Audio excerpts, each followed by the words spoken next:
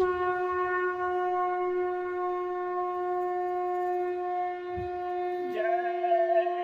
गुरुदेव। जय गुरुदेव। जय गुरुदेव। जय गुरुदेव। तेरा है काम केवट का किनारे नावला देना। तेरा है काम केवट का किनारे नावला देना। चढ़ा कर मुझसे पापी को गुरु उस पार कर देना। चढ़ा कर मुझसे पापी को गुरु उस पार कर देना। पुकारूं मैं किनारे से, पुकारूं मैं किनारे से। खड़े पर आप नहीं आते, खड़े पर आप नहीं आते। हुई जो भूल मेरे से कृपा करके भुला देना। हुई जो भूल मेरे से कृपा करके भुला देना।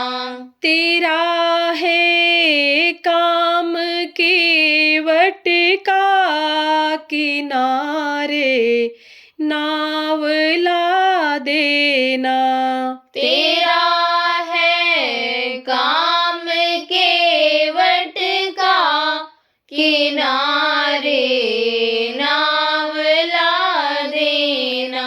विषय वासनाओं में, विषय वासनाओं में सदा भटका रहा स्वामी। सदा भटका रहा स्वामी। न थी कुछ याद निज घर की, पता उसका बता देना। न थी कुछ याद निज घर की, पता उसका बता देना। तेरा है काम केवट का किनारे नावला देना। तेरा है काम केवट का किनारे नावला देना। दया सागर पतित पावन, दया सागर पतित पावन। तुम्हें जो लोग कहते हैं, तुम्हें जो लोग कहते हैं, रहे कुछ याद इसका भी अयश अपना मिटा देना। रहे कुछ याद इसका भी अयश अपना मिटा देना। तेरा है काम केवट का किनारे नावला देना। तेरा है काम केवट का किनारे नावला देना।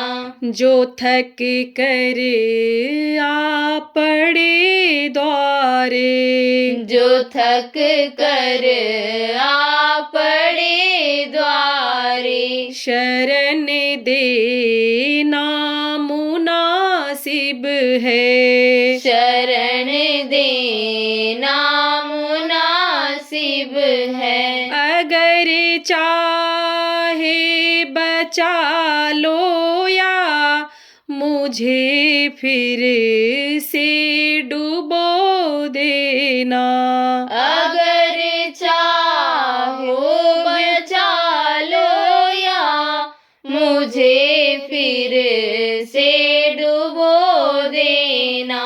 तेरा है काम केवट का किनारे नाव ला देना, तेरा है काम केवट का किनारे नाव ला देना।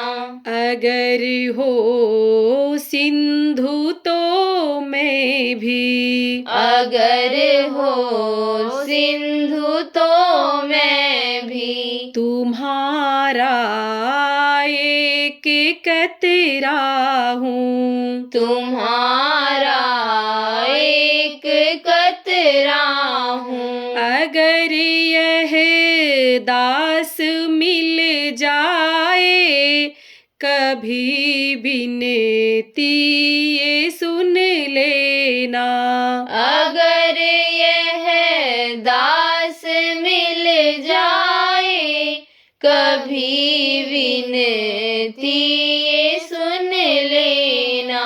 तेरा है काम केवट का किनारे नाव ला देना, तेरा है काम केवट का किनारे नाव ला देना। जय गुरुदेव, जय गुरुदेव।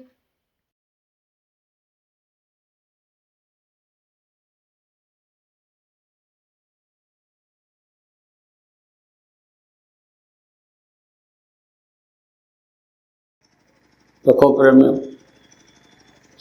ये जो भंडारे आप जगह जगह चलाते हो, इसमें बहुत लोग खाते हैं। असहाय किसको कहते हैं? असहाय उसको कहते हैं कि जो प्रयास करके खा न सके।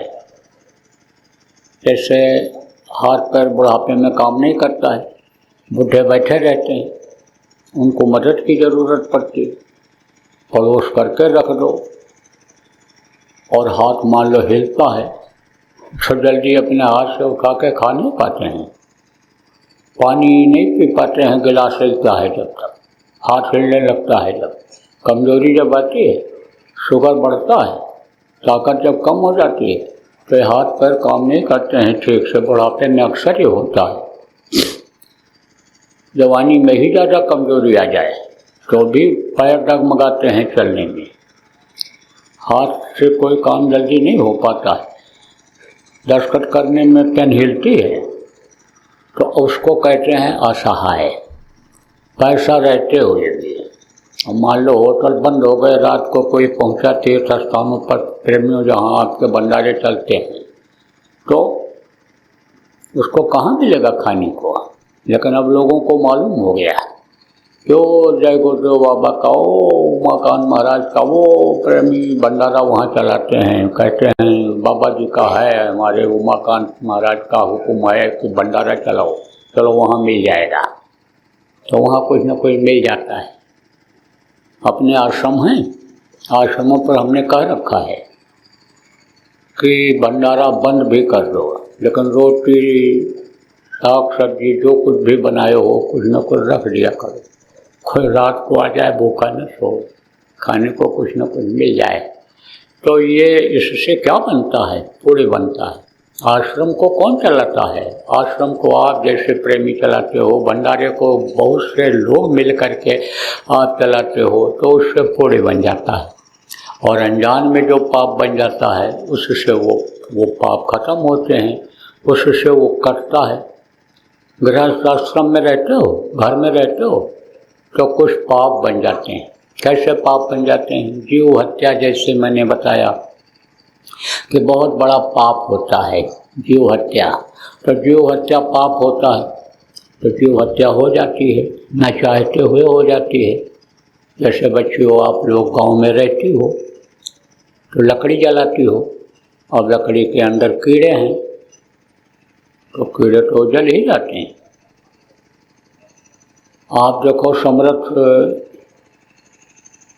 जो अनुभव हुए आपके, आप ये समझो कि कबीर साहब के शिष्य थे धर्मदास। धर्मदास के यहाँ महात्मा पहुँचे थे। कबीर सारी देश बदल करके पहुँच गए थे, महात्मा का रूप धारण करके महात्मा की तरह से पहुँच गए थे। वही उस समय बताए नहीं थे कबीर। तो उनकी जो देवी थी, पत्नी थी, वो भोजन बना रही थी।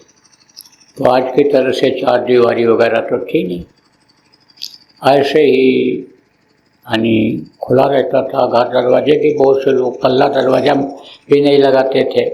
कुत्ता बिल्ली से बचत के लिए कोई चीज़ ऐसे दरवाजे के सामने रख देते थे, क्योंकि आजकल की तरह से चोरियाँ थी नहीं।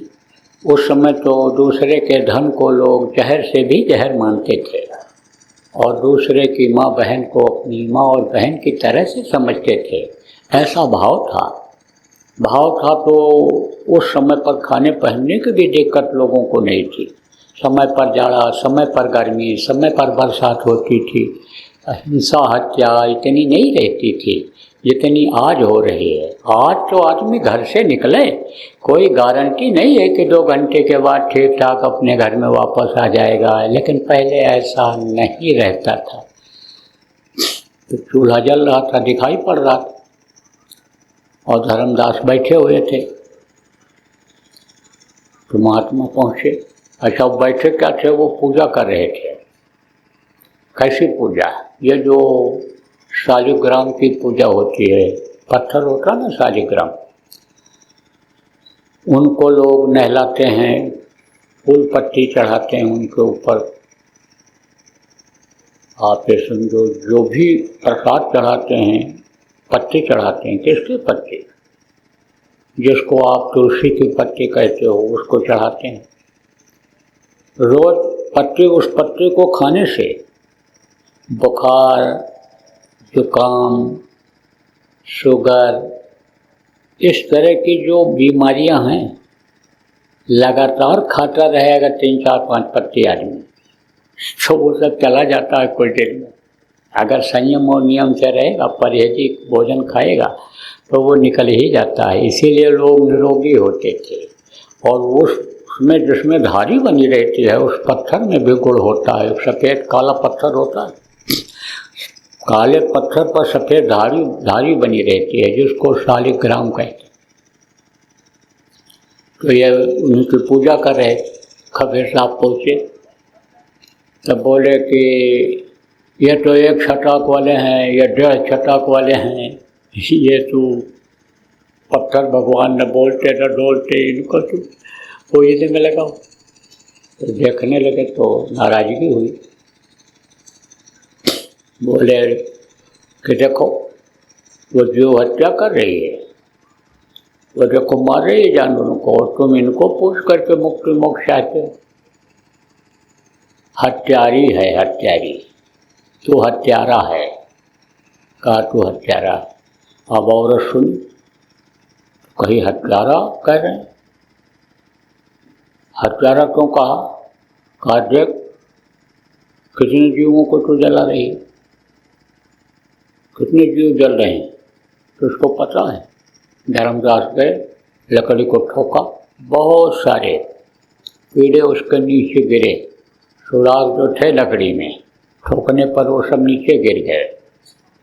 पश्चाताप तो हुआ, क्योंकि देखा नहीं था फिर बोले अनजान वाला माफ़ हो जाता है, यह भी लिखा पढ़ी में बात आई है, माफ़ होगा भाई, क्या किया जाए अब। लेकिन फिर दोनों ने विचार किया, कहा कि आखिर वो जान कैसे गए, इतने जानकार कैसे हैं कि इसके अंदर कीड़े जल रहे हैं, हर लकड़ी में तो कीड़े होते नहीं। तो भाई देखो ऐसे महात्मा नहीं है वो, खोजा जाए उनको, चलो देखा जाए। बहुत खोजे, नहीं मिले। फिर औरत ने कहा जहाँ गुड़ होते हैं वहाँ चींटे आ ही जाते हैं, तो तुम यज्ञ करो, ब्रह्म भोज करो, साधुओं को बुलाओ, खिलाओ, खाने के लिए आ जाएं। फिर लेकिन खाने के लिए बात बजाते हैं, ये सम्मान इज्जत के लिए जाते हैं कि दुनिया की चीज़ जो धोती लंगोटी अचला इन चीज़ों को देते हैं लोग, उसको लेने जाते हैं। उनको तो उस मालिक पर विश्वास होता है, प्रभु पर विश्वास होता है जो सबको देता है। अजगर करे न चाकरी, पंछी करे न काम, दास मलुका कहे गए सबके दाता राम।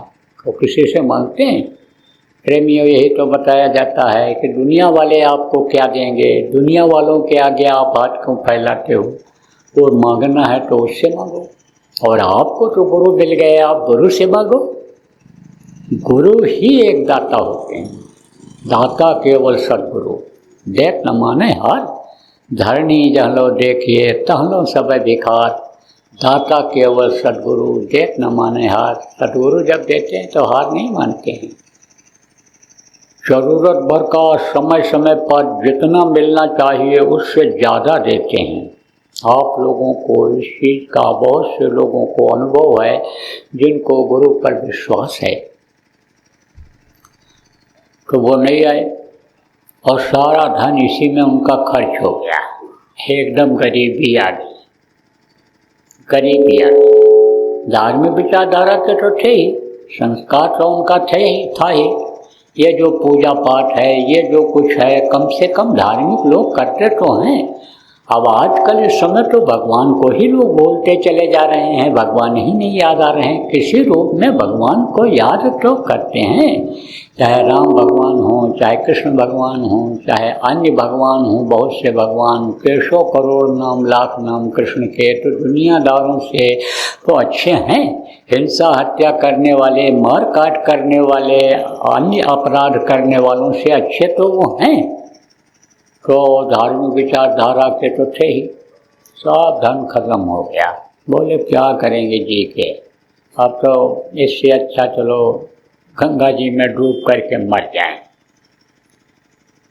लेकिन आदमी को आत्महत्या करनी नहीं चाहिए, आत्मा भी रोकती है।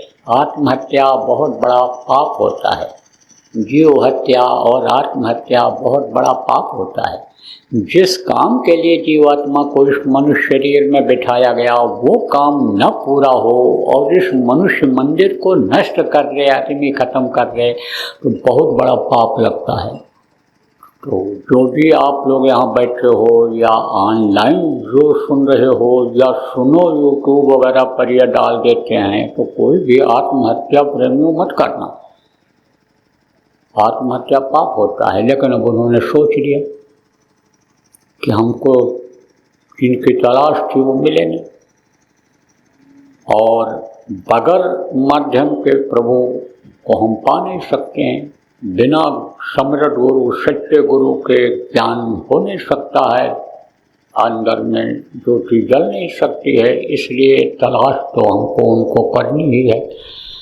तो जा रहे थे उधर, सोच रहे थे क्या करें क्या न करें, गंगा के किनारे जा रहे थे।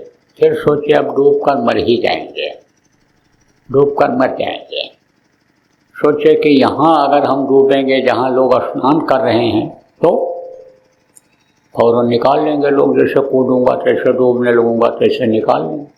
तो चलो जहाँ कोई न हो वहाँ चल करके डूबते हैं। तो उधर किनारे की तरफ गए तो देखा वही बैठे हुए हैं कबीर साहब। अरे चरणों पर गिर पड़े, बोले कब से खोज रहा हूँ, बहुत तरसाया, बहुत तर पाया, बहुत दौड़ा आपके लिए, अब मिले हो, अब मिले हो। बोले चलो ठीक है, तुम आ गए, तुम्हारे लिए ही तो मैं यहाँ आकर के बैठ गया था। तो मैं आपको बता रहा था कि भाई वो जो ये जल जाते हैं बच्चियों, जो जल जाते हैं, आप पोछा लगाती हो, सफाई करती हो, आप दरवाजे पर झाड़ू लगाते हो, आप जाते हो खेतों में, खेत की जुताई करते हो, उसमें जो नीचे कीड़े मकोड़े होते हैं, मिट्टी जब पलटती है तो दब करके मर जाते हैं। इसी तरह से ये सब अनजान में हो जाता है तो उसका पाप बन जाता है। अब उसको भी क्षमा करना जरूरी होता है, नहीं उसकी भी सज़ा मिलती है, तो वो भी कटवाना पड़ता है। तो इन सब कामों से कर्म करते हैं। कौन से काम से? कि जैसे भूखे को खिला दिया तो उससे कर्म करते हैं। मेहनत करके, अन्य समझो जैसे आपका भंडारा है, कुछ लोग मेहनत कर रहे हैं, भंडारे में कर्म कर रहे हैं, कुछ लोगों ने राशन पानी दे दिया, कुछ लोग परोस के खिला देंगे, इस तरह से कर्म करते हैं। तो इससे कर्म को कटवाया जाता है। कोई भटका हुआ है, भूला हुआ है रास्ता, उसको बता दो, रास्ता बता दो, तो कहते हैं पुण्य मिलता है। पुण्य का मतलब क्या होता है? सद्मार्ग पर चलाना, भूखे को खिलाना, दुखी को दुख दूर करना, ये पुण्य का काम होता है। तो रास्ता बता देना। आप रास्ता बहुत से लोगों को बताए, आपने अभियान चलाया शाकाहारी रहने का, लोगों को संदेश दिया। शाकाहारी रहने से कई फायदे आपने बताए। मांसाहार से खून बेमेल हो जाता है, बताया ही जाता है, और तरह तरह की बीमारियां हो जाती हैं मांसाहार से, या मानव मंदिर गंदा हो जाता है। इसमें जो भी पूजा उपासना की जाती है वो कबूल नहीं होती, स्वीकार नहीं होती। इन सब बातों को आपने बताया होगा। आपने बताया होगा कि मनुष्य शरीर ये खाने पीने मौज मस्ती के लिए नहीं मिला है, भगवान के प्राप्ति के लिए मिला है। भगवान कब मिलेगा? कि जब नाम ले लोगे और उस नाम से पुकारोगे, उसको नाम की जानकारी कर लोगे और उस नाम से उसको पुकारोगे तो तुमको मिलेगा, तो तुम्हारी तरफ देखेगा और भगवान मिल जाएगा। तो भगवान की बनाई हुई सारी दुनिया है, संसार है, फिर आपके लिए कोई दिक्कत नहीं रहेगी। सब बात बताए होंगे आप लोग। इससे क्या हुआ? इससे आपके कर्म कटे। कौन से कर्म कटे? ये जो शरीर से आपने सेवा किया, जो आपने मन लगाया और इसमें जो भी आपने खर्चा किया, आपने अपना तेल जलाया, आपने अपना समझो कि अन्य राशन पानी का इंतजाम करके भंडारे चलाए, जगह जगह पर पोस्टर लगाए, पर्चा बांटे, ये जो खर्चा किया धन का खर्चा हुआ। मन लगाया आपने, मन लगा करके गाड़ी चलाया, जहाँ जो भी काम करते रहे आपका मन वहाँ लगा रहा, तो मन की जो सेवा किया, तो ये शरीर से जो सेवा किया, और शरीर के लिए ही ये धन है। शरीर न रहे तो धन की क्या जरूरत है? और शरीर में ही जो यह मन है, इससे जो आपने सेवा किया, इससे आपका शरीर का यानी समझो जो पाप बन गया जान अनजान में, वो कर्म कटा। मनसा पाप जो आपसे हो गया, मन से जो किसी के लिए बुरा सोचा, बुरा कर्म किया, तो वो कर्म कटा। और धन से जो आपके कोई जैसे बताया कि ऐसा वैसा कहीं हो गया, दे दिया या खर्च कर दिया, गलत जगह पर लग गया, तो उससे वो कटा। लेकिन ये जो शरीर को चलाने वाली जो ये आत्मा है, उसका कर्म काटना जरूरी होता है।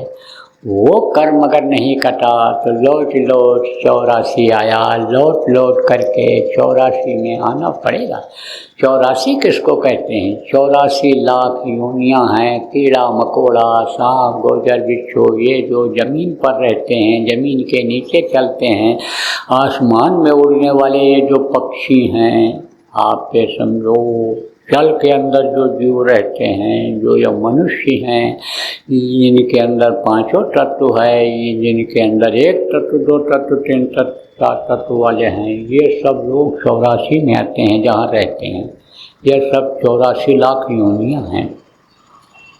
तो समझो लौट लौट 84, लौट लौट करके 84 में आना पड़ता है। अगर जीवात्मा का कर्म नहीं करता है, जीवात्मा के ऊपर जो मैल लगी हुई है वो मैल जब नहीं करती है तो समझो ये जीवात्मा निर्मल नहीं हो पाती, साफ नहीं हो पाती है, ऊपर जा नहीं सकती है। क्यों? मैली चादर और द्वार तिहारे कैसे आऊँ, गाना गाते हैं ना, तो मैली चादर है।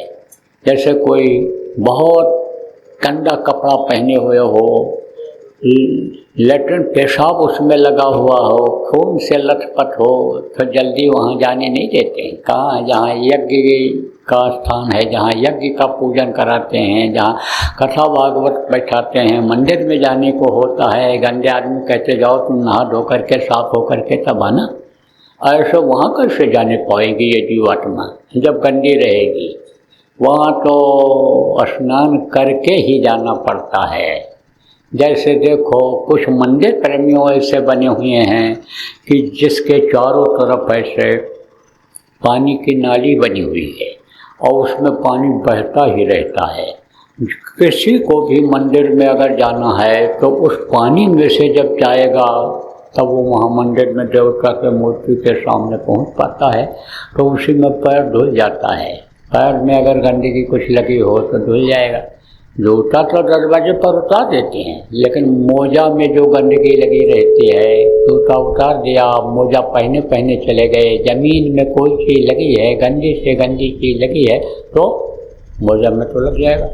और वही मोजा के जरिए अगर अंदर जाएगा तो मोजा भी अगर उतार दिया, तलवे में लगा है तो गंदगी वहाँ पहुँच जाएगी कि नहीं पहुँच जाएगी। इसीलिए लोग पानी चारों तरफ से चला देते हैं, लगा देते हैं, चारों तरफ भर देते हैं कि उसमें से जाओ पैर धुल जाए। ऐसे मानसरोवर में स्नान करना पड़ता है, और स्नान करने के बाद ही तब ये जीवात्मा निर्मल होकर के जाती है।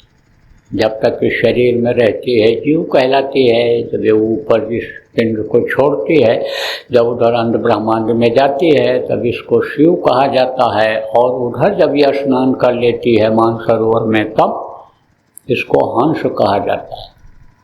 देखे रूप हंस हुआ अपना। आप ये समझो कि हंस रूप को देखता, अपने रूप को, फिर ये जीवात्मा अपने रूप को देखती है कि मैं किस तरह से थी, कौवा की तरह से थी, और देखो मैं हंस जैसी हो गई, निर्मल हो गई, स्वच्छ हो गई, साफ हो गई, तब ये वहाँ जाती है। तो इसका धुलना यानी ये जरूरी है। तो गुरु बिन मैलो मन को धोई, उसके लिए गुरु की ज़रूरत होती है। तो गुरु क्या करते हैं? मन को साफ कर देते हैं, मन को लगा देते हैं। किधर लगाते हैं? जहाँ तक कि उनकी जानकारी होती है वहाँ तक का लगाते हैं, लेकिन उससे पूरे कर्म कट नहीं पाते। गुरु देखो बहुत तरह के होते हैं। जैसे मान लो जो कंठी बांध देते हैं वो भी कुछ न कुछ नाम भगवान का बताते हैं, कान फूंकते हैं वो भी कुछ न कुछ बताते हैं, छाप लगा देते हैं वो भी कुछ न कुछ भगवान का नाम बताते हैं, लेकिन उससे कर्म नहीं करते।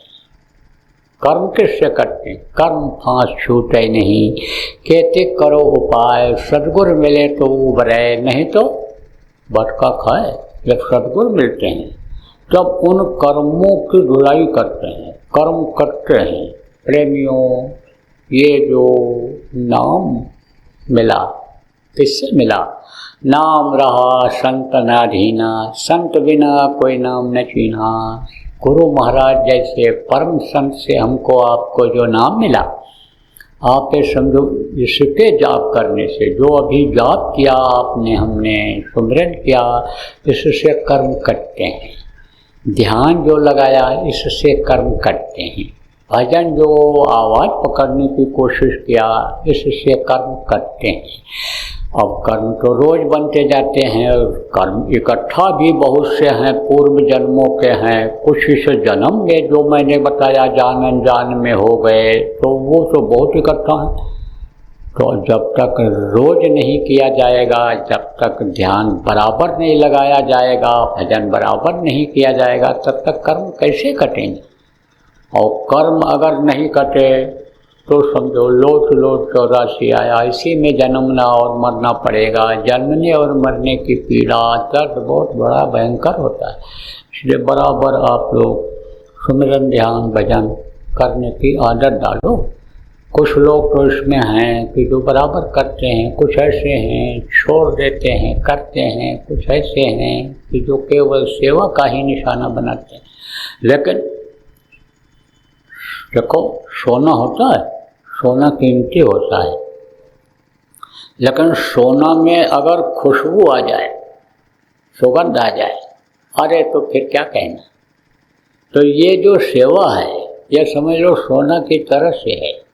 लेकिन सोने में सुगंध कब है कि जब सेवा करोगे, कर्म कटेंगे, सेवा में मन लगने लगेगा, मन से सेवा करोगे, शरीर से सेवा करोगे, धन मन को लगाओगे सेवा में, तो ये सब जब कर्म कटेंगे, इससे जो पाप बन गए, तब ये समझ लो कि भजन में भी मन लगने लगेगा।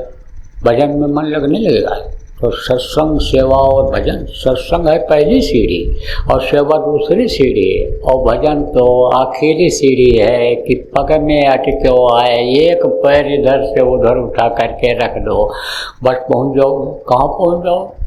दूसरे देश में पहुंच जाओगे, दूसरे के सरहद में पहुंच जाओगे, दूसरी जगह पर कहीं फंसे हुए हो और बॉर्डर लगा हुआ है तार का, एक पैर उधर यहाँ खड़े हो, एक पैर उठाकर इधर रख दो तो फट से इधर आ जाओ, अपने देश में आ जाओ। ऐसे ही 184 भटक कर पग में अटक्यो आए, अब की पासा ना पड़ा तो फिर 84 जाए। अब की बार मौका मिला है नहीं, अगर आपने एक पैर उधर रखा तो फिर 84 में चक्कर काटो, फिर इसी में जन्मते मरते रहो, नरको 84 में आते जाते रहो। तो मौका मिला हुआ है, एक पैर रखना रहेगा।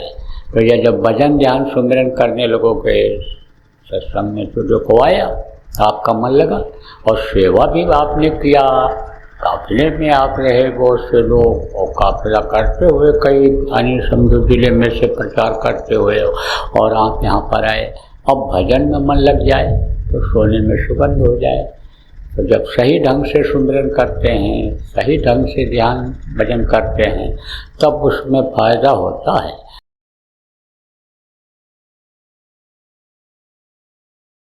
पहला चरण का समाप्त हो रहा है और दूसरे चरण की लोग तैयारी कर रहे हैं। प्रचार तो होगा ही, करना ही है।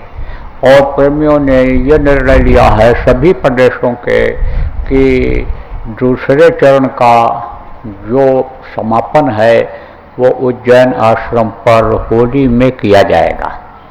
तो उसकी आप लोग करो तैयारी, और गुरु महाराज की दया रहेगी तो होली का कार्यक्रम जो अपना आपका हमारा जो मुख्य आश्रम है उज्जैन में, वहीं होता आ रहा है। तो वहाँ पर जब होगा तो वहीं पर समापन हो जाएगा द्वितीय चरण का। और फिर जैसी मौज होगी, गुरु महाराज की आपको आदेश मिलेगा, उस हिसाब से आप लोग करिएगा। तो जो लोग अभी इसमें नहीं जुड़ पाए हैं उनको भी जोड़ने की ज़रूरत है, सबको खबर देने की ज़रूरत है, सबके कर्मों को सत्संगियों के काटने की ज़रूरत है। देखो, सत्संगी अगर कर्म वाले रह जाएंगे तो सत्संगी को भी वही सजा मिलेगी। इसलिए जो भी नामदानी है सबको इसमें लगना चाहिए, लोगों के जान के बचाने में, प्रचार प्रसार में लोगों को लगने की आवश्यकता है। जय गुरुदेव। सरकारी व गैर सरकारी अनुदान के लिए बिना सत्संगियों के सहयोग द्वारा जनहित के कार्यों में लगी हुई बाबा जय गुरुदेव धर्म विकास संस्था का मुख्यालय पिंगलेश्वर रेलवे स्टेशन के सामने मक्सी रोड, उज्जैन, मध्य प्रदेश में है। यहाँ पर सत्संग व नामदान का कार्यक्रम होता रहता है। अतः आप श्रोताओं से अनुरोध है कि बाबा उमाकांत जी महाराज के आश्रम उज्जैन एक बार परिवार सहित जरूर पधारिएगा। आपके सुझाव के लिए व्हाट्सएप नंबर 9575600700। जय गुरुदेव, जय गुरुदेव।